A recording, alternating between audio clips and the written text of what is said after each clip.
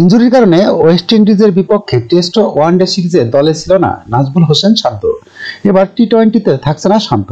ক্যারিবিয়ানদের বিপক্ষে one day series শেষে টাইগাররা 3টি টি-20 ম্যাচ খেলবে। মঙ্গলবার 10 নভেম্বর এই সিরিজের জন্য দল ঘোষণা করেছে বিসিবি। সেখানে নেতৃত্ব থাকছে লিটন দাস। টি-20 সিরিজ দিয়ে প্রথমবারের মতো জাতীয় দলে ডাক পেয়েছেন তরুণ পেসার রিপন মণ্ডল। এনসিএল টি-20 খেলতে সিলেটে ছিলেন তিনি। এখন ওয়েস্ট ইন্ডিজের উদ্দেশ্যে বিমান ধরবেন এই পেসার। এছাড়া ফেরানো হয়েছে আফিফ হোসেনকেও। তবে টি-20 সিরিজ থেকে বাদ পড়েছেন আরেক পেসার শরীফুল ইসলাম। একই সঙ্গে ওয়েস্ট ইন্ডিজ সিরিজ থেকে ছুটি নেওয়া মোস্তাফিজুর রহমানের জায়গা তানজিম হাসান সাকিবকে নেওয়া হয়েছে। আগামী 16 ডিসেম্বর টি-20 সিরিজের প্রথম ম্যাচে মুখোমুখি হবে বাংলাদেশ ও ওয়েস্ট ইন্ডিজ।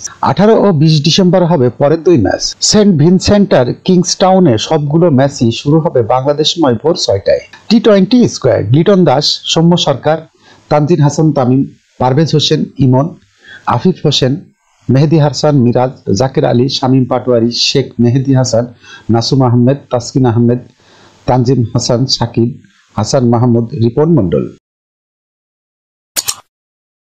যখনকার খবর তখনই দেখতে চোখ রাখুন সুন 24 টিভিতে।